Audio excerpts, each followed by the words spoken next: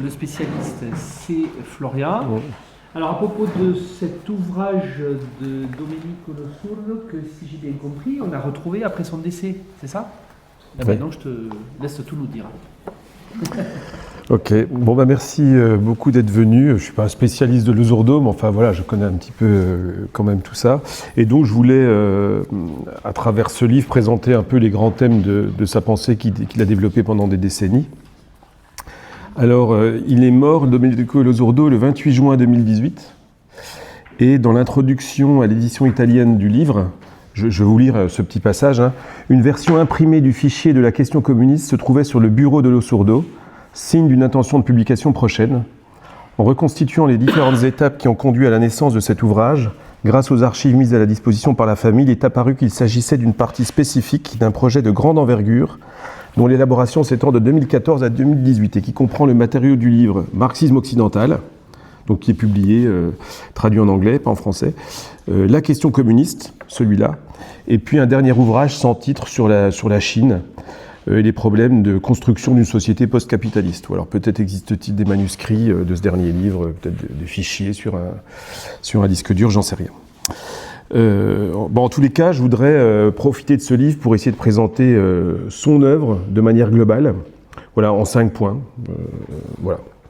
Donc le premier point, ce sera ce qu'il appelle lui le premier libéralisme ou le libéralisme originaire, hein, puisqu'en gros, toute son œuvre part d'une relecture du 19e siècle des auteurs libéraux. Alors, quelle est la définition? Je partirai d'une définition libérale du libéralisme, hein, les libéraux tels qu'ils se pensent. Alors, le libéralisme, c'est une tradition de pensée qui place la liberté de l'individu au centre de ses préoccupations.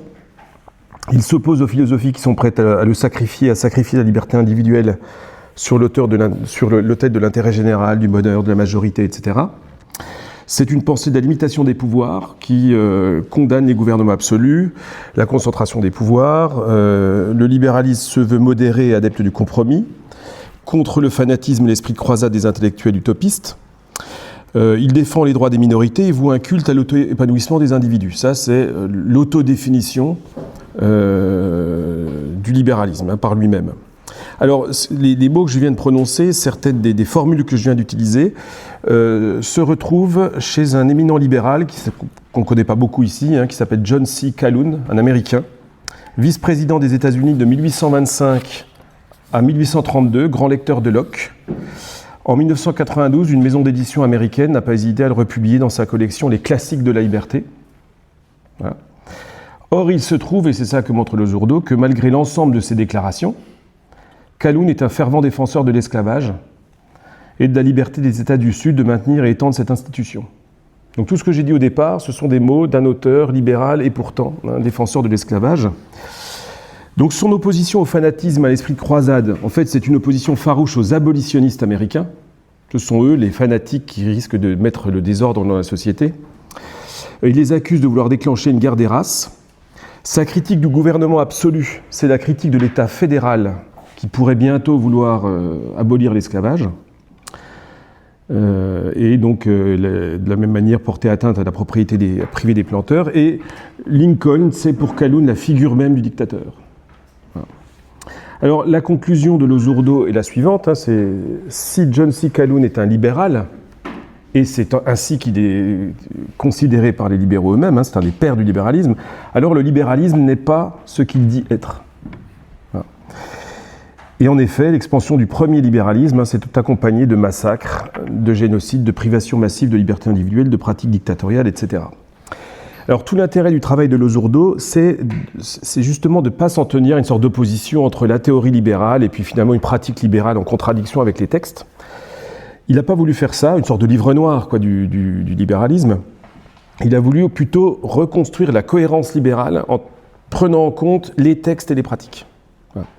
Parce qu'il se trouve qu'en réalité, les textes justifient les pratiques de dictature, de violence, de massacre, etc. Ce ne sont pas du tout des pratiques honteuses en contradiction avec les principes, mais c'est en réalité justifié chez tous les grands auteurs libéraux, Mill, Tocqueville, etc. Donc qu'est-ce que le libéralisme maintenant pour Losurdo ? Alors pour se donner une définition cohérente, il mobilise les catégories de l'historien des religions Mircea Eliade, qui, dans son ouvrage Le sacré et le profane, pense l'expérience religieuse en opposant espace sacré, espace profane. Voilà. Donc je lis juste un petit paragraphe de Mircea Eliade. Il dit « Pour l'homme religieux, l'espace n'est pas homogène. Il présente des ruptures, des cassures. Il y a des portions d'espace qualitativement différentes des autres. Typiquement le lieu de culte et puis la rue. Il y a donc un espace sacré et par conséquent fort, significatif. Et il y a d'autres espaces non consacrés et partant sans structure ni consistance, pour tout dire amorphes. » Plus encore, pour l'homme religieux, cette non-homogénéité spatiale se traduit par l'expérience d'une opposition entre l'espace sacré, le seul qui soit réel, qui existe réellement, et tout le reste, l'étendue, informe qui l'entoure. Bon, ce que dit Losurdo, c'est qu'il en est de même pour l'homme libéral et pour le libéralisme. Pour lui aussi, l'espace politique est hétérogène. Il y a un espace sacré et un espace profane. Et donc les principes du libéralisme que j'ai évoqués plus haut, division des pouvoirs, culte de l'individu, protection de la liberté individuelle, ça vaut à l'intérieur d'un espace réduit, voilà, qu'il appelle l'espace sacré, et qu'on ne va pas retrouver dans ce qu'il va appeler l'espace profane. Donc alors, qui peuple cet espace sacré, Donc à ses débuts, le libéralisme, c'est, estime Losurdo, l'expression philosophique d'une classe sociale, une classe sociale de propriétaires d'esclaves et de serviteurs. Et quand il fait ça, il ne s'agit pas du coup de condamner la pensée parce qu'elle serait de cette expression. Simplement, elle est l'expression d'une classe. Ça ne veut pas dire qu'il n'y a rien à en tirer. Donc, à l'intérieur de l'espace sacré, cette classe de propriétaires, elle est en lutte contre le despotisme monarchique et contre l'aristocratie féodale. Et donc, c'est contre eux qu'elle va réclamer l'autogouvernement, la protection des libertés individuelles, la fin de l'arbitraire royal et la jouissance tranquille de sa propriété. Les libéraux se définissent à l'intérieur de l'espace sacré contre l'ancien régime. Mais cette classe de propriétaires, elle se positionne aussi et en même temps contre les esclaves et les serviteurs qui sont sous ses ordres. Et c'est tous ceux-là qui appartiennent à l'espace profane, voilà, et qui vont être victimes d'une pure et simple politique de force. Voilà. D'où cette espèce de schizophrénie libérale. Il promeut la liberté et l'égalité à l'intérieur de l'espace sacré, contre l'ancien régime, et la dictature, la violence, l'état d'exception dans l'espace profane. Donc cet espace profane, peuplé de barbares en tout genre, n'est pas seulement considéré comme extérieur à l'espace sacré, mais aussi comme une sorte de menace qu'il faut conjurer. Voilà pourquoi tout est permis en fait dans l'espace profane, pensent les libéraux. Par exemple, donc, John Stuart Mill, qui est un des grands libéraux britanniques et plutôt modéré, progressiste et intéressant, il écrit, notamment lorsqu'il parle de la Chine, « Le despotisme est une forme de gouvernement légitime lorsque l'on a affaire à des barbares. » Voilà. Le même qui, par ailleurs, défend évidemment la liberté et les droits à l'intérieur de l'espace sacré. Voilà. Donc on comprend alors pourquoi le mot démocratie, dans le premier libéralisme, suscite plutôt l'hostilité, puisque la démocratie, dans le premier libéralisme, c'est la revendication qui vient de l'espace profane. Voilà, donc c'est les revendications des subalternes, peuples bientôt colonisés ou déjà colonisés, ouvriers, etc. Ce sont eux à qui on attribue l'étiquette démocratie. Et les libéraux ne récupéreront l'étiquette démocratie qu'au XXe siècle. On parlera ensuite de démocratie libérale, de libéralisme démocratique, mais pas du tout au début du XIXe. Le premier libéralisme est antidémocratique, parce que c'est la revendication de l'espace profane. Alors, l'espace sacré, donc je l'ai indiqué, il est divisé entre libéraux et ancien régime, libéraux conservateurs, mais ce que dit Losurdo et qui me semble tout à fait intéressant, c'est que ces deux catégories, libéraux conservateurs, en réalité, ces catégories historiographiques, elles sont insuffisantes en fait pour penser la politique, puisque cette opposition très nette à l'intérieur de l'espace sacré, elle s'efface dès lors qu'on est confronté à l'espace profane. C'est-à-dire qu'il n'y a plus de différence entre les libéraux et les conservateurs dès lors qu'il s'agit de savoir comment se comporter en Chine, en Algérie, comment se comporter à l'égard des ouvriers. Eh bien, en fait, les différences s'estompent, si bien qu'on peut considérer d'une certaine manière que voilà, il y a une proximité ici entre les deux. Bon, donc cette analyse de Losurdo, elle permet de montrer les limites de la lecture libérale du libéralisme. En gros, la lecture libérale du libéralisme, elle est apologétique. Elle dit le libéralisme, c'est ce qu'il a dit et fait à l'intérieur de l'espace sacré. Et on enlève de cette histoire-là tout ce que les libéraux ont écrit, noir sur blanc, et fait en direction de l'espace profane, qui est une justification de la politique de force.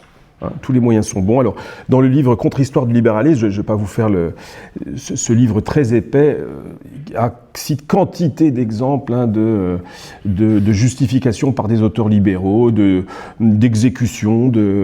On peut aller tous les matins dans les bas-fonds de tel port britannique et puis exécuter une centaine de types. Il y en aura forcément des gens qui l'auront mérité là-dedans. Les autres, tant pis, ça en dissuadera d'autres. Tant pis pour les quelques innocents. Enfin, c'est écrit en noir sur blanc par des auteurs libéraux de premier plan qui justifient vraiment la violence. Et il n'y a pas du tout cette idée de texte immaculé en contradiction avec une histoire réelle. Les textes comportent la violence. Alors, mon deuxième point, c'est sur la question du libéralisme et du radicalisme, qui va être l'adversaire du libéralisme. Voilà, donc le premier libéralisme, en tout cas, il est contesté par ce que Losurdo appelle le radicalisme, et dans d'autres textes antérieurs, il parlait de tradition démocrate socialiste, voilà, dont Marx et Engels seront les héritiers à ses yeux. Voilà. Alors, qu'est-ce qui définit ces radicaux ? Qu'est-ce qui les distingue de... Il y a certains libéraux un peu modérés, un peu pris de scrupules moraux quand même, qui ont quelques hésitations face à la violence libérale, mais néanmoins ils se distinguent des radicaux sur deux points. D'abord, les radicaux, ils inversent la charge de déshumanisation, c'est-à-dire que dorénavant les barbares, disent des radicaux, les barbares ce sont les propriétaires. C'est eux les barbares, les planteurs du sud des États-Unis sont des barbares, parce qu'ils infligent des traitements inhumains à leurs esclaves. Donc l'inhumain n'est plus celui qui est dans l'espace profane, c'est celui qui est c'est le propriétaire de l'espace sacré. Ça, c'est vraiment une différence entre les auteurs radicaux et les libéraux un peu modérés, qui ont quelques scrupules. Ils vont jamais jusqu'à considérer que les propriétaires sont des barbares. Voilà. Et deuxième différence, c'est que les radicaux, en fait, ne s'adressent plus aux propriétaires pour les appeler à la modération ou à leur pitié, à leur compassion, comme le font les libéraux modérés. C'est-à-dire que dorénavant, ce qu'ils font, c'est qu'ils s'adressent à ceux de l'espace profane et ils appellent en fait au soulèvement de ceux de l'espace profane. Voilà, soulevez-vous pour mettre un terme à l'oppression. Alors, si je veux préciser un petit peu ce qu'est le radicalisme, parce que c'est une question importante pour Losurdo, une lecture erronée du radicalisme s'est imposée peu à peu, et cette lecture erronée, c'est la lecture libérale. Par exemple, Tocqueville dit la chose suivante, la révolution d'Angleterre, la bonne, la vraie, la seule vraie, a été faite presque uniquement en vue de la liberté, tandis que celle de France, l'horreur absolue, a été faite principalement en vue de l'égalité. Voilà comment est interprétée par les libéraux l'opposition entre radicaux et libéraux, c'est-à-dire la lutte de ceux qui défendent la liberté contre ceux qui défendent l'égalité. En 2017, pendant la campagne électorale de Macron, il a invité dans une salle de classe, et il y a un élève qui lui dit « mais quelle est la différence entre gauche et droite ?» Et il dit ça, il dit « la famille qui défend la liberté, c'est la droite, et la famille qui défend l'égalité, c'est la gauche ». C'est vraiment une lecture qui s'impose. Et Losurdo, lui, il désespère à longueur de livre de dire non, ce n'est pas ça le combat de l'époque moderne entre radicaux et libéraux. En réalité, c'est une capitulation en race campagne devant les libéraux que de dire ça. Alors pourquoi c'est une capitulation ? Parce que d'abord, concession énorme au libéralisme, on en fait un défenseur de la liberté. Alors que le texte de Mill que je vous citais justifie la dictature contre les Chinois, et d'autres auteurs justifient des exécutions, des restrictions de liberté, l'enfermement dans des workhouses, etc. Donc ils n'ont pas défendu la liberté, ils l'ont défendu à l'intérieur de l'espace sacré. Et deuxièmement, si on refait l'histoire du mouvement ouvrier, le maître mot du mouvement ouvrier, c'est l'émancipation, c'est pas l'égalité. C'est-à-dire que les statuts de laïcité disent l'émancipation des travailleurs sera l'œuvre des travailleurs eux-mêmes, et c'est pas la question d'égalité. Alors, bien sûr qu'après, l'égalité est peut-être nécessaire pour l'émancipation, ça évidemment, mais c'est quand même une lutte pour l'émancipation. Ce n'est pas une lutte pour l'égalité économique, par exemple. Et c'est ça qui définit, aux yeux de Losurdo, les libéraux. Donc du coup, quelle est la nature du conflit, estime Losurdo ? Eh bien, il dit que ce n'est pas le conflit de la liberté contre l'égalité, c'est un conflit des libertés. En fait, les luttes sociales qui agitent le monde depuis 200 ans, c'est un conflit des libertés, entre libertés. Alors, je voudrais vous citer un passage tiré de cet ouvrage-là, qui dit ça, hein. Dans certaines situations historiques, ce que nous pourrions appeler un conflit de liberté se manifeste. On est obligé de choisir entre deux libertés, toutes deux essentielles. L'émancipation des esclaves noirs ne pouvait se faire sans l'abolition, même provisoire, de l'autogouvernement des États du Sud, qui réduisait les Noirs en esclavage. En effet, plusieurs décennies plus tard, l'esclavage n'a été aboli qu'à la suite d'une guerre des plus sanglantes et de la dictature militaire imposée par le gouvernement fédéral aux États sécessionnistes et esclavagistes. Lorsque l'Union a ensuite renoncé à la poigne de fer, les Blancs ont vu leur autogouvernement local être à nouveau reconnu, mais les Noirs ont non seulement été à nouveau privés de leurs droits politiques, mais aussi soumis à un régime qui impliquait l'apartheid, des relations de travail semi-serviles et le lynchage, et qui dans la pratique les privait également de la liberté négative. Donc il y a bien un conflit des libertés ici, hein. Ce n'est pas les défenseurs de l'égalité contre les défenseurs de la liberté. On doit choisir entre la liberté des esclaves ou l'autogouvernement, qui est aussi une valeur intéressante, l'autogouvernement, hein. Mais là, en l'occurrence, cet autogouvernement, c'était l'esclavage. Ça conduisait à l'esclavage. Donc ce que veut faire Losurdo ici, c'est en fait insister sur la naïveté de la conception libérale du conflit social, qui a tendance à ne voir qu'une opposition entre l'État d'un côté et puis la société, ou l'État l'individu, c'est comme ça qu'il pense la question. Et au contraire, Losurdo, avec son conflit des libertés, estime que la tradition libérale a été complètement aveugle à l'expansion du pouvoir de certaines parties de la société civile, hein, c'est les planteurs par exemple, hein, sur d'autres parties de la société civile, les travailleurs contraints, et que du coup le schéma État-société ne permet pas de penser l'émancipation des esclaves dans le Sud. Bon, alors il y a plusieurs manières je continue dans la critique du libéralisme, hein, il y a plusieurs manières de critiquer le libéralisme, et Losurdo insiste bien sur le fait que il faut savoir aussi célébrer les mérites du libéralisme. Ça, c'est quelque chose qui est original, hein, parmi les autres marxistes, hein. C'est-à-dire qu'il dit que l'autogouvernement, le règne de la loi contre l'arbitraire, la protection de la liberté individuelle, l'éloge de l'individu, ce sont des principes dont il faut hériter. Voilà, en tant que communiste, des principes dont nous avons besoin. Le problème du libéralisme, c'est pas tellement ces principes, c'est le fait qu'il n'ait pas voulu les appliquer à tous. Il les a appliqués à l'intérieur d'un espace réduit, qui est l'espace sacré. Et donc il dit, par exemple, hein, de citation, il dit « Assumer l'héritage de cette tradition de pensée est une tâche absolument incontournable. Nous devons hériter du libéralisme, nous devons le dépasser. » Et il dit ailleurs, les mouvements d'émancipation sociale et nationale peuvent et doivent s'en inspirer, bien évidemment non pas pour se renier, mais pour gagner en maturité, en efficacité. Voilà. Donc il faut se méfier, selon lui, des critiques unilatérales du libéralisme, hein, qui conduisent à un rejet global du libéralisme, c'est-à-dire celles qui passent d'une critique justifiée de son étroitesse à une critique de ses principes mêmes. Voilà. Donc par exemple, ces critiques qui considèrent que l'universalité c'est un mythe. Alors mythe bourgeois ou un mythe blanc, enfin il y a des choses comme ça qui circulent. Voilà, ça ce sont des pensées qui ne veulent pas hériter du libéralisme. Hein. Ou celles qui considèrent que la démocratie c'est un leurre. Il y en a, hein, la démocratie parlementaire c'est du crétinisme, c'est de la discussion. Non, ça ce sont des pensées qui refusent d'hériter du libéralisme. Alors néanmoins, hériter, ça ne veut pas dire reproduire à l'identique les conceptions libérales. Hein, voilà. Hein. Donc un exemple, moi, qui me semble intéressant, c'est la question de l'individu chez Lucien Sève, hein, où il voit bien les problèmes posés par l'individualisme libéral.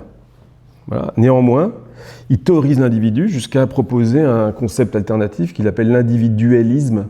Il forge pour dire, mais en fait, nous devons récupérer l'idée d'individu. Il ne s'agit pas de se mettre en porte-à-faux avec la tradition libérale et de revendiquer la communauté, par exemple, contre l'individu. Voilà, nous devons nous réapproprier, c'est-à-dire le repenser à neuf, tout cet héritage libéral. Bon, mon troisième point, maintenant sur l'évolution du libéralisme, parce que jusqu'ici, j'ai dit qu'il y avait un libéralisme originaire ou un premier libéralisme, celui du 19e siècle. Or, à la fin du 20e siècle, le libéralisme il a un tout autre visage. Hein. Il y a un deuxième libéralisme, un second libéralisme, qui a su se démocratiser, hein, qui a pu même revendiquer cette fois-ci le terme démocratique, alors que les penseurs libéraux ne revendiquaient pas du tout au 19e, ils le repoussaient. Il est parvenu à élargir le périmètre de l'espace sacré pour inclure davantage de personnes. Voilà, il a réussi à sortir d'une pensée de l'égalité des droits qui s'appliquait qu'à l'intérieur d'un espace tout réduit. Et donc ça, Losurdo est prêt à le reconnaître. Des grands philosophes comme John Rawls, par exemple, sont des auteurs libéraux tout à fait intéressants, qui n'auraient pas du tout réécrit ce que disait Bentham, ce que disait Mill, ce que disait Tocqueville au XIXe. Néanmoins, dit-il, il faut se garder du mythe apologétique du passage graduel et pacifique du libéralisme à la démocratie libérale. Voilà. Donc le libéralisme, il ne marche pas tout seul vers la démocratie. Il s'est démocratisé au terme d'un processus fort douloureux.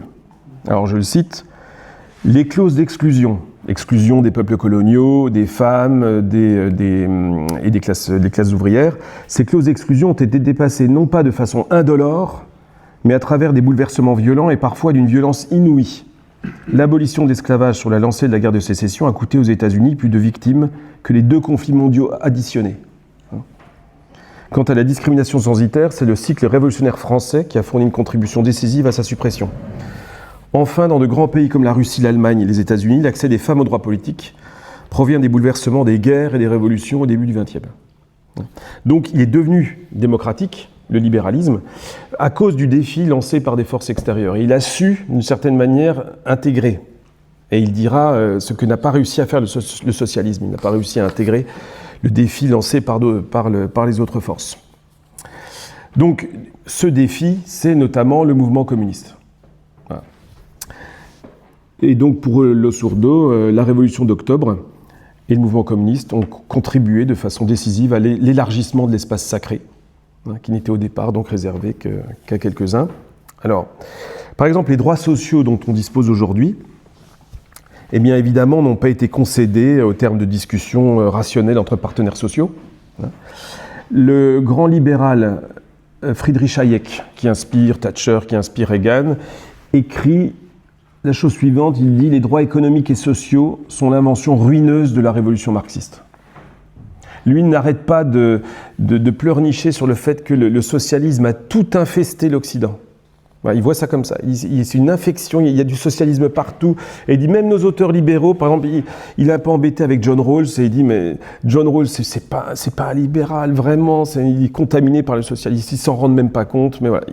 Alors c'est intéressant, ils sont en train de dire, il n'y a pas d'un côté le socialisme et de l'autre le capitalisme. En réalité, les sociétés européennes et américaines, elles sont travaillées par l'autre camp, dans leur intérieur. Voilà. Mais c'est surtout à l'égard du monde colonial, pense Losurdo, que l'apport communiste est le plus saillant. Parce que le monde socialiste, avant la Première Guerre mondiale, il est un peu ambigu sur la question des colonies. Alors, les grands congrès de la Deuxième Internationale condamnent toujours l'expansion coloniale. Voilà. Mais il y a quand même une grosse minorité, pas majorité, mais une grosse minorité qui pense qu'il pourrait exister une politique coloniale socialiste. Voilà. Alors, on ne va pas s'étendre, mais qu'est-ce qu'on fait de nos colonies qu'on a déjà, disent les Hollandais, par exemple, les socialistes hollandais. On les a déjà. On ne va pas en avoir de nouvelles, mais celles qu'on a déjà, on va les gérer de manière socialiste. Voilà, alors ça pose des problèmes, ces positions. Bon, par contre, et puis en plus, certains pensaient peut-être qu'on pourrait améliorer le sort des ouvriers européens sur le dos. Et donc ça, c'est intéressant, et Losurdo, il dit ça, c'est de la cooptation, stratégie de cooptation. On essaie de s'intégrer à l'espace sacré en marchant sur la tête de populations de l'espace profane. Au lieu de vouloir l'émancipation généralisée, on cherche à se faire coopter à l'intérieur de l'espace sacré. Et ça vole en éclats avec Lénine, clairement, et la révolution russe. Au congrès de Bakou en 1920, on modifie le final du manifeste du Parti communiste et ça devient « Prolétaires de tous les pays et peuple opprimé du monde entier, unissez-vous ». Donc la dichotomie civilisé-barbare, l'espace sacré, la différence espace sacré, espace profane, vole en éclats avec Lénine. Et à propos du refoulement des peuples colonisés hors de l'espace sacré, Losurdo écrit aussi, il ajoute « Stalingrad apparaît comme le moment le plus haut de la lutte des classes du XXe siècle. Stalingrad marque l'arrêt de la tentative de reprendre et radicaliser la tradition coloniale et la division internationale du travail qui va avec. » Voilà. Ce qui n'échappa pas, et cite Losurdo à longueur à des leaders indépendantistes des pays colonisés. Par exemple, en 1946, Gandhi exprimera sa sympathie pour le grand peuple de l'Union soviétique, dirigé par un grand homme comme Staline. Et je ne pense pas du tout que Gandhi ignore quoi que ce soit de la violence de Staline et de l'arbitraire du pouvoir de Staline. Je pense que simplement il comprend que Stalingrad, c'est le début de la fin de la colonisation du monde par l'Occident, qu'il y a un tournant, et c'est pour ça finalement, c'est pas par adhésion à une quelconque politique, voilà. Dans un autre ordre d'idée, alors c'est à propos de l'exclusion raciale aux États-Unis, toujours avec cette idée que c'est parce qu'il y a un défi qui est lancé au libéralisme que du coup il va se transformer et s'améliorer. Il cite dans tous ses livres quasiment ce petit passage. Il dit en décembre 1952 aux États-Unis, le ministre de la Justice envoie à la Cour suprême, qui est en train de discuter la question de l'intégration dans les écoles publiques des élèves afro-américains, une lettre éloquente, il le cite, « La discrimination raciale porte de l'eau au moulin de la propagande communiste et suscite des doutes, y compris par les nations amies, sur l'intensité de notre dévotion à la foi démocratique. » Washington court alors le risque de s'aliéner les races de couleur, non seulement en Orient et dans le tiers-monde, mais au cœur même des États-Unis. La propagande communiste remportait là aussi un succès considérable dans sa tentative de gagner les Noirs à la cause révolutionnaire, en ruinant leur foi dans les institutions démocratiques. Donc le succès des droits civiques doit en fait à la guerre froide et à ce contexte de pression qui sont mis sur les États-Unis, qui se prétend le pays de la liberté. Et si le libéralisme a pu dépasser la discrimination raciale, c'est par cette pression extérieure. Ce n'est pas un mouvement de maturation interne. Bref, le mouvement communiste a pris sa part de cette manière au dépassement des clauses d'exclusion qui définissaient l'espace sacré libéral depuis le début du XIXe siècle. Alors une autre citation, vous m'excusez, je cite pas mal, mais parce qu'il y a quand même des choses, des belles perspectives, dont celle-là. Si aujourd'hui, lorsqu'on parle de droits de l'homme, on entend par là, au moins s'agissant de la culture politique la plus avancée, l'homme dans son universalité, l'homme en tant que tel, on ne peut ignorer l'importante contribution qu'a donnée à la réalisation d'un tel résultat la tradition politique qui va de Robespierre, qui a le premier contesté les limitations censitaires du droit de vote et qui a aboli l'esclavage dans les colonies, à Lénine.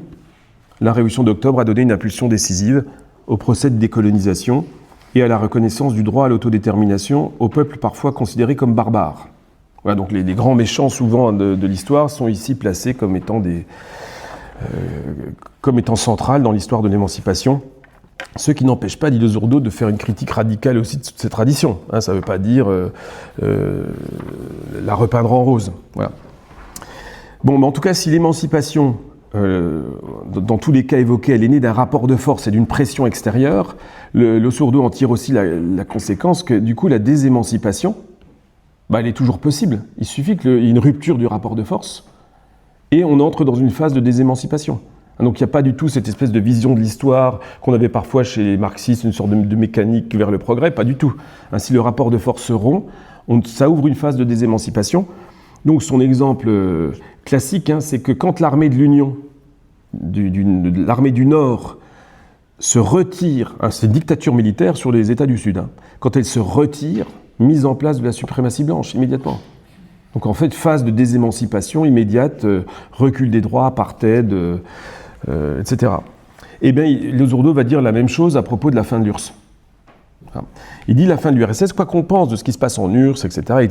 Et on peut faire toutes les critiques de ce qui se passe en URSS, mais à partir de la fin de l'URSS, c'est le coup d'envoi d'une remise en cause généralisée, permanente, jusqu'à aujourd'hui de l'État social, voilà, en l'absence de rapport de force. Voilà. C'est aussi l'émergence de ce qu'il appelle, dans un de ses premiers livres, le bonapartisme soft, c'est-à-dire de plus en plus le libéralisme qui, en principe, fait la promotion des corps intermédiaires pour limiter le pouvoir d'en haut, le pouvoir central. Donc, il fait la promotion des associations, par exemple chez Tocqueville, ou des partis, en principe, et des syndicats. Là, il va se mettre à les attaquer de plus en plus. Les partis, c'est obsolète, toutes ces organisations-là, c'est plus du tout adapté à la vie politique qui doit prendre des décisions rapides, on n'a pas le temps de discuter, de négocier, enfin, tout ça, c'est du vieux monde politique, à disparaître. retour aussi de ce que certains politologues appellent un sens caché, ce retrait des classes populaires. Enfin voilà, il y a quelque chose qui est consécutif à ses yeux de la fin de la guerre froide. Et de la même manière, retour d'un discours décolonial décomplexé, colonial décomplexé.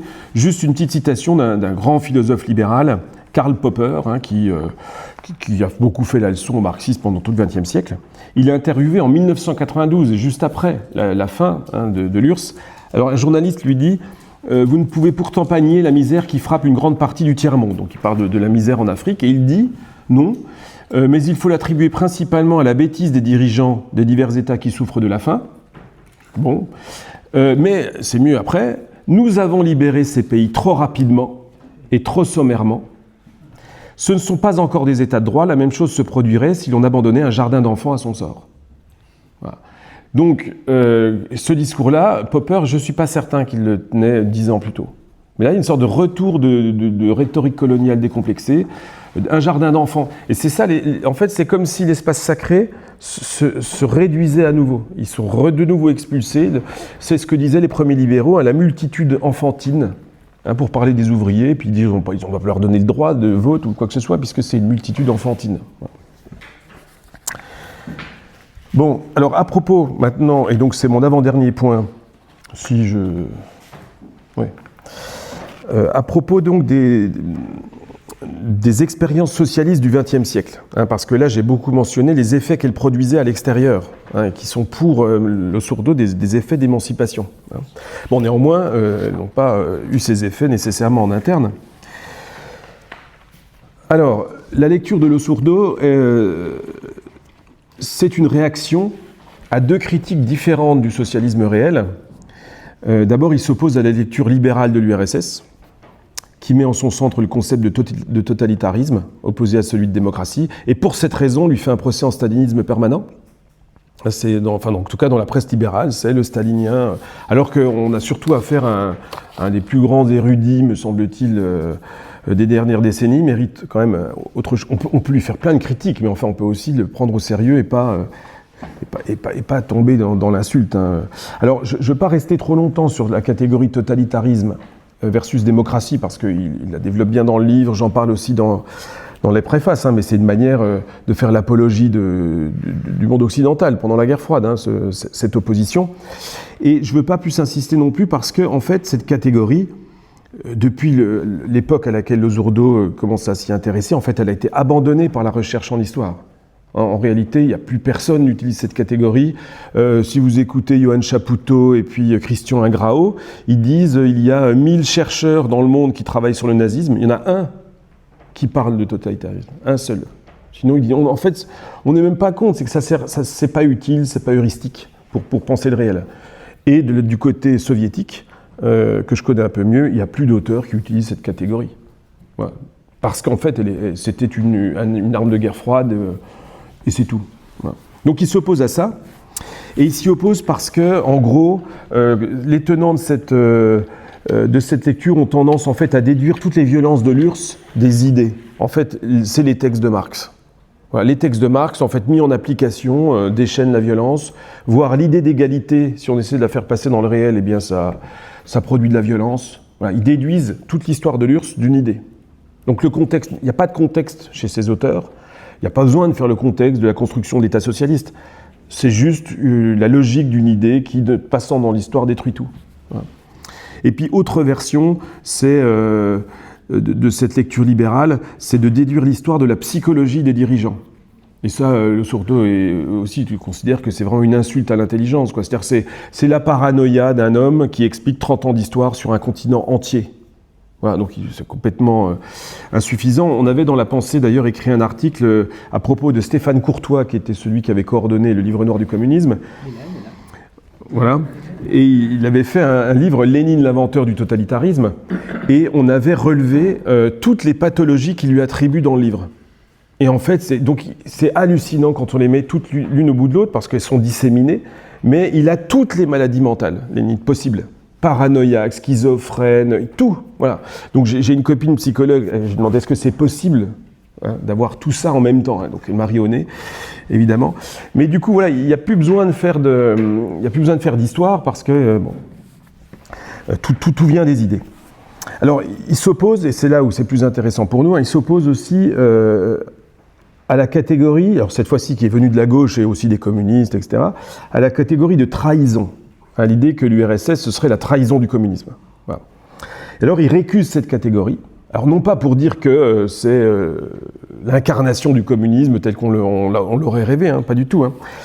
Mais il dit que l'idée de trahison, en fait, renvoie à l'opposition entre l'idée et le réel, et au bénéfice de l'idée, du projet, de la vision. C'est-à-dire que le réel, en fait, il est congédié comme inessentiel. Ce qui compte, c'est vraiment l'idée communiste. Voilà, la perspective, la vision et l'histoire, il n'y a rien à en faire et rien à en tirer. Il y a juste à l'écarter d'un revers de la main.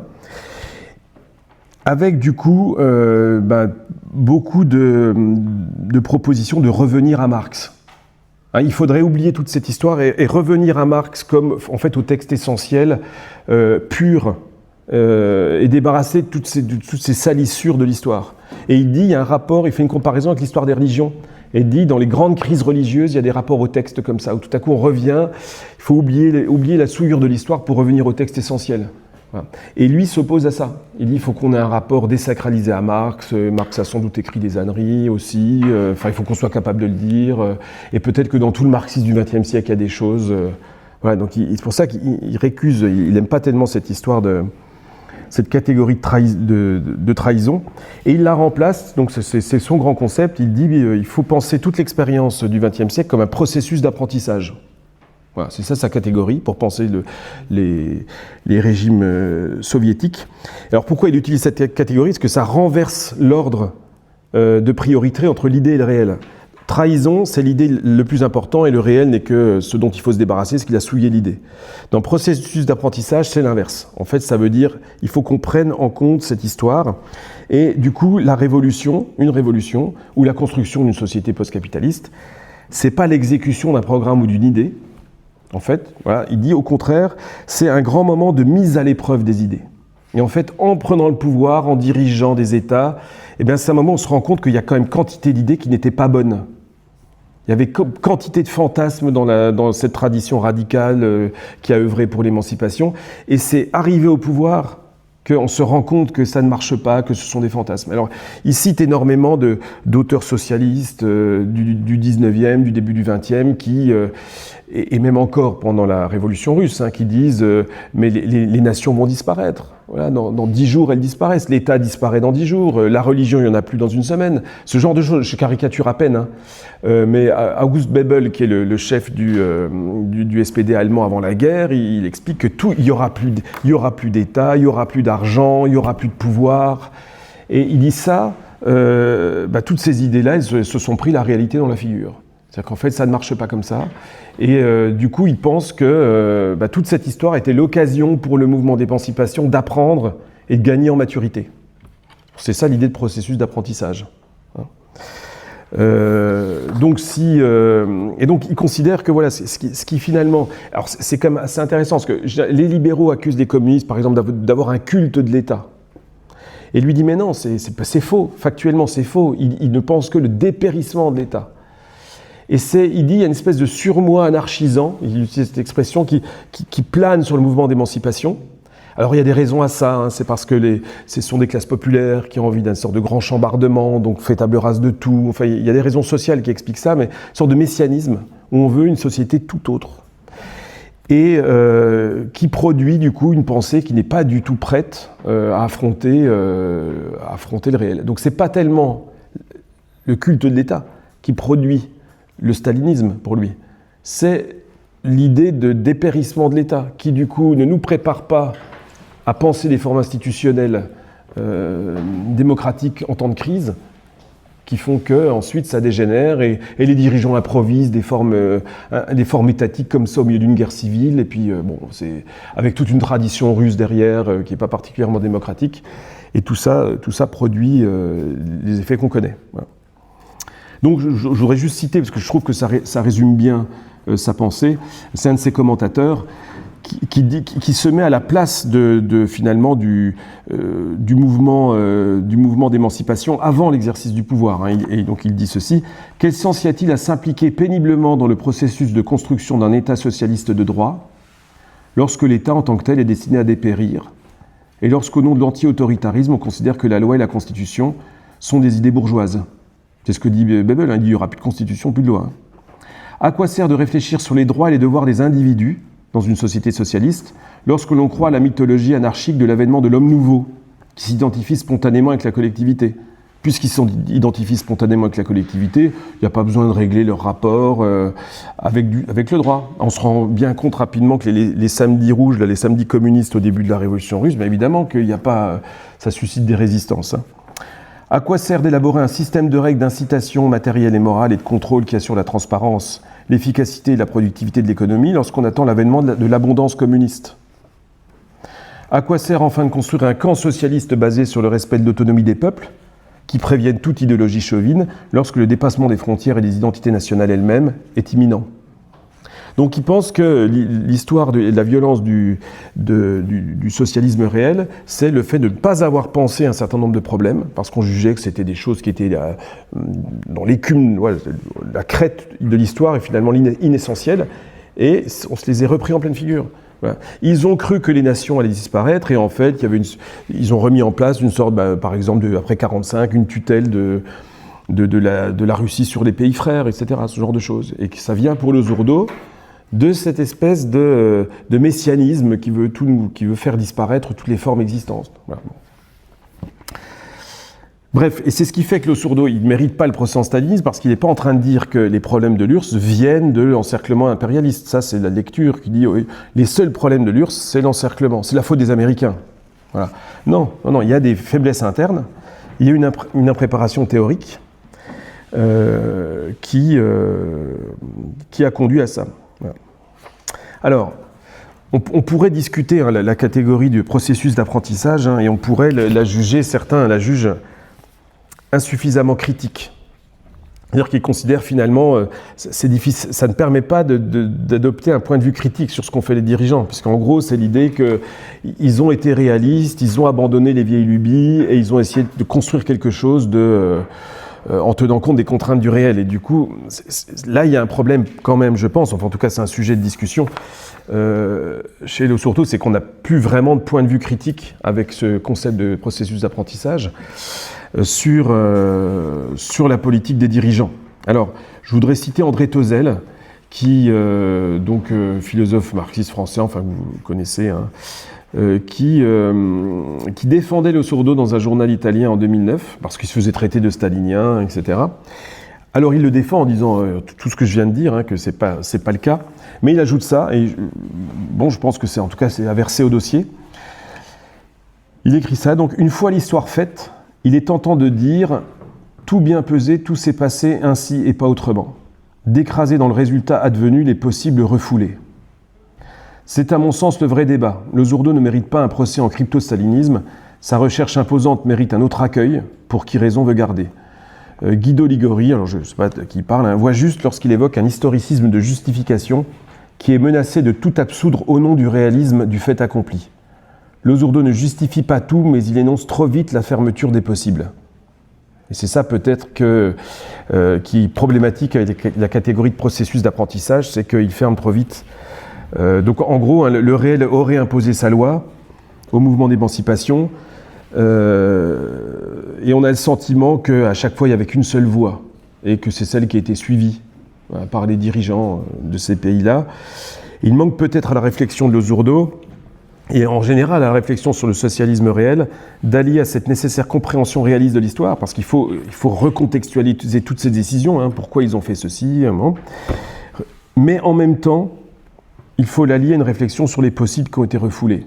Donc par exemple, il faut absolument comprendre la nécessité qu'il y avait d'industrialiser, donc qu'il fallait d'une certaine manière une rupture d'alliance avec la paysannerie, mais est-ce que la façon dont ils l'ont fait était la seule possible?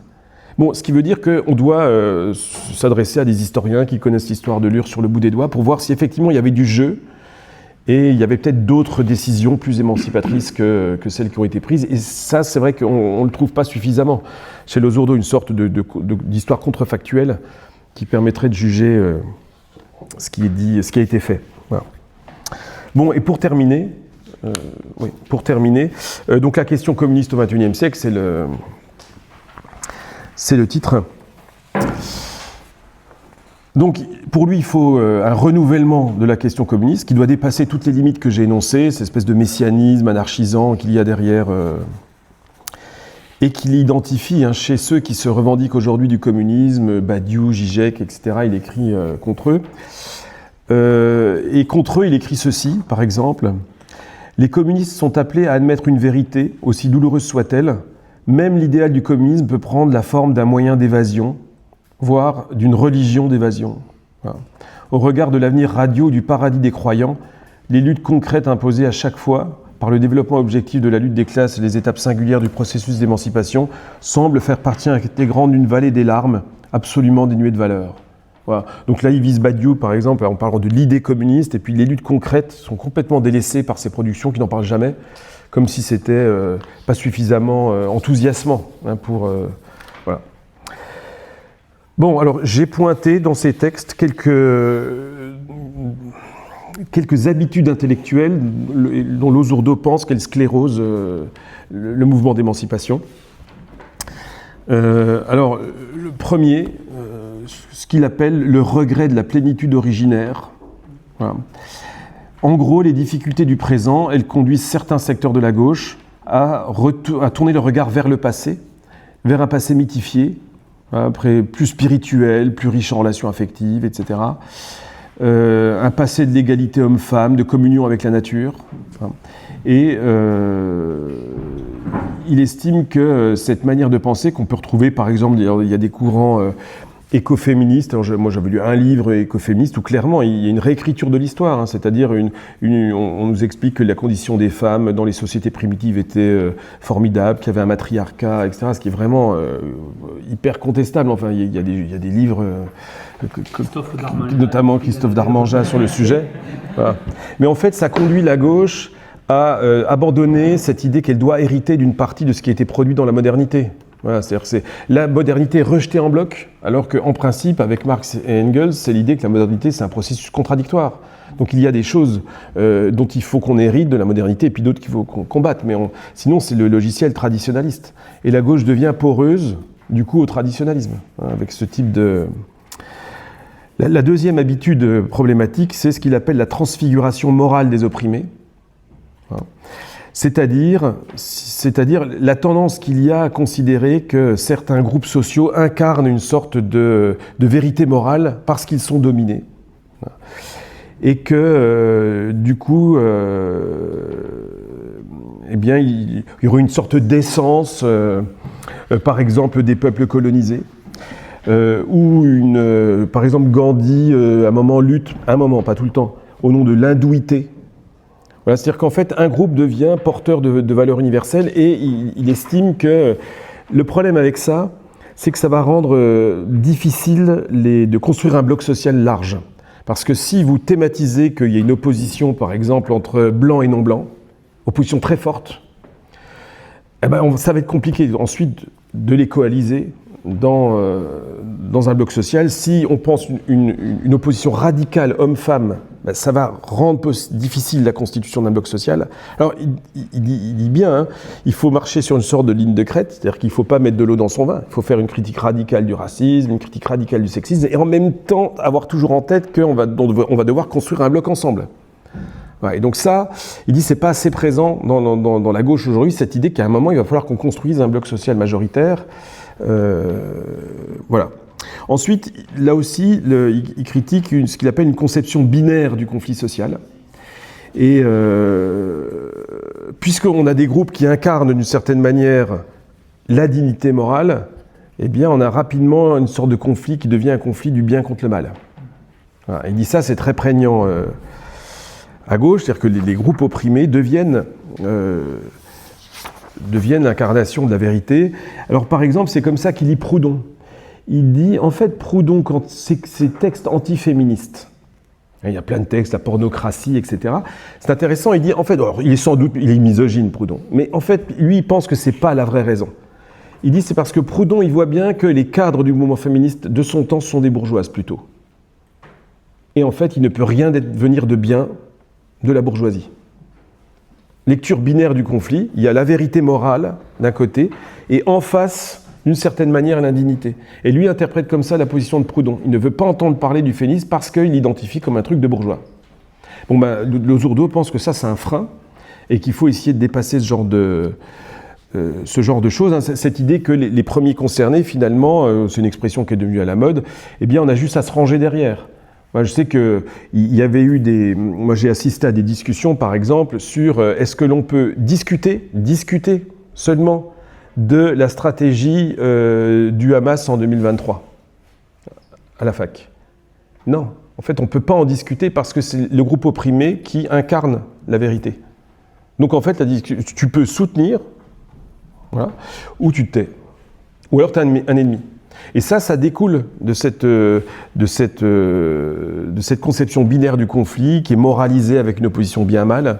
Et ça, il pense que c'est un frein. De la même manière, ce qu'il appelle le rebellisme, alors c'est un terme italien, il traduit rebellisme, cette idée qu'au fond, la vérité, elle est toujours du côté de la révolte, jamais du côté du pouvoir. Il dit ça, c'est très prégnant à gauche, alors que, dit-il, par exemple, c'est bien un pouvoir militaire qui a émancipé les Noirs aux États-Unis, au moins pendant une dizaine d'années, c'est un pouvoir. Et il prend un autre exemple, il dit Marx fustige une sorte de révolte, d'émeute d'ouvriers immigrés irlandais aux États-Unis qui s'opposaient à la conscription imposée par Lincoln. Et là, Marx se disait non, il faut les écraser parce que là, l'émancipation, c'est faire tomber les planteurs du Sud. Donc, il s'oppose à la conscription, on peut bien comprendre pourquoi, mais n'empêche. Et donc là, à ce moment-là, Marx n'est pas dans le rebellisme. Il dit non, là, il y a une rébellion, ok, mais elle n'est pas du tout une émancipation. Elle fait obstacle à l'émancipation. Alors lui, il dit ça aussi parce qu'il dit il faudrait qu'on soit capable de regarder à nouveau ce que font des pouvoirs comme la Chine. Il pense à la Chine. Alors il n'a pas écrit du coup le livre, ou peut-être pas complètement, c'est parce qu'il dirait de la Chine, mais il dit il ne faut pas qu'on s'interdise de penser à un pouvoir qui peut produire de l'émancipation, et il ne faut pas qu'on s'interdise non plus de penser des rébellions qui ne produisent pas d'émancipation. Donc là, il écrit plein de trucs sur les dissidents en disant attention aux rébellions instrumentalisées de l'extérieur, voilà, qui peuvent servir des intérêts impérialistes opposés. Voilà. Position qui peut aussi poser problème. Hein. Enfin, la fuite devant l'histoire, c'est aussi un problème de la gauche, c'est-à-dire la gauche qui a décidé de tourner la page du XXe siècle, ça n'existe plus, voilà, ça n'intéresse plus. Voilà, cette tentative de construire à grande échelle quelque chose. Par exemple, il est vrai, c'est pas un exemple qu'il donne, mais moi un exemple que j'ai constaté, je m'étais intéressé un temps à la question de l'autogestion, qui revient en librairie tous les 10 ans, il y a quelque chose qui revient sur l'autogestion.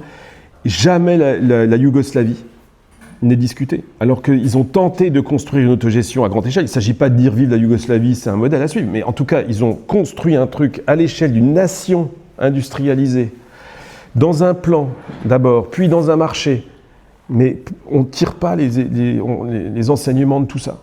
Et du coup, on a l'impression qu'on recommence, alors il y a un livre qui sort avec la petite entreprise autogérée de fromage à tel endroit, mais oui, mais voilà, puis ça va retomber la mode, et puis elle va revenir dans 10 ans. Alors, il faut qu'on puisse hériter de tout ça. De même, comment font-ils pour faire autant progresser les droits des femmes, les bolcheviks, alors qu'ils sont en pleine guerre civile, le pays au bord de l'effondrement, et pourtant il y a un progrès comme jamais, au moins en termes législatifs, droits des femmes. On pourrait se demander, mais comment elles ont fait, hein, comment elles ont fait. C'est pas intéressant. Moi, c'est hors sujet, aucune discussion là-dessus. Voilà, ça, c'est quelque chose qu'il estime dommageable. Et enfin, et après je m'arrête, c'est l'indifférence à la question des forces productives. Voilà. Qui, selon lui, caractériserait la gauche, c'est-à-dire qu'en fait, chez Marx, il y a l'idée que le développement social, c'est la contradiction entre les rapports de production, les luttes, et le développement des forces productives. Science, technologie, main-d'œuvre, etc. Et c'est la contradiction entre les deux qui développe. Et il dit, Au XXIe siècle, la gauche ne parle plus que des luttes. L'émancipation, c'est les luttes. Il dit oui, c'est les luttes, mais ce n'est pas que les luttes. Il y a d'autres choses qui émancipent, notamment le développement des forces productives. Alors par exemple, c'est pas Losurdo qui cite, mais Simone de Beauvoir, elle dit la rupture dans l'histoire des femmes, c'est la révolution industrielle. C'est pas les luttes, c'est la révolution industrielle parce que la machine annule la différence de force physique entre l'homme et la femme. N'importe qui peut travailler maintenant sur le même poste. Il n'y a plus besoin de la force physique. Et il dit ça, c'est une révolution énorme et c'est pas l'effet d'une lutte. Et il peut y avoir des développements des forces productives qui ont des effets émancipateurs. Et il dit ça, c'est hors de vue. La seule chose qui peut émanciper, ce sont des luttes. Et lui, évidemment, il a toujours en tête ça derrière. Le développement des forces productives en Chine, par exemple, eh bien, a permis de sauver des millions de personnes après un départ difficile de la mort. Et en ce sens, ça produit de l'émancipation, le développement des forces productives. Ce n'est pas simplement une amélioration du bien-être. On ne peut pas être libre quand on crève la faim. Donc tout pays qui augmente, développe ses forces productives, concourt d'une certaine manière à l'émancipation, même si après, on n'a pas dit que tout était formidable et que... Voilà, mais simplement sur ce point quand même, je voudrais terminer en citant un économiste indien, Amartya Sen, qui a eu le prix Nobel d'économie il y a quelques années. Il fait une comparaison en 1991 dans un article entre Inde et Chine, dans leur développement. Et il dit donc qu'en raison de politiques publiques moins efficaces en Inde, santé, nutrition, éducation des femmes, protection sociale, l'Inde a connu ce qu'ils appellent une surmortalité par rapport à la Chine. Et il ajoute, l'Inde perd chaque année plusieurs millions de vies si on compare au niveau chinois de mortalité. Et il appelle ça une catastrophe silencieuse dont personne ne parle. Mais la différence de choix de développement des forces productives en Chine et en Inde serait pour... Alors évidemment, c'est des pays, il y a énormément de population, mais de plusieurs millions de gens qui meurent du fait de ces choix chaque année. Voilà, ce qui fait, enfin en tout cas, ça va dans le sens de Losurdo, de dire que le développement des forces productives n'est pas une question secondaire qui ne concerne pas du tout l'émancipation. Et donc il y a une sorte de... C'est un peu le rebellisme, une sorte de... Il n'y a que les luttes. Voilà. Non, il n'y a pas que les luttes qui émancipent dans l'histoire, estime-t-il. Voilà, donc j'ai à peu près fait le tour peut-être. Vous me poserez des questions si vous en avez, j'espère avoir rien oublié.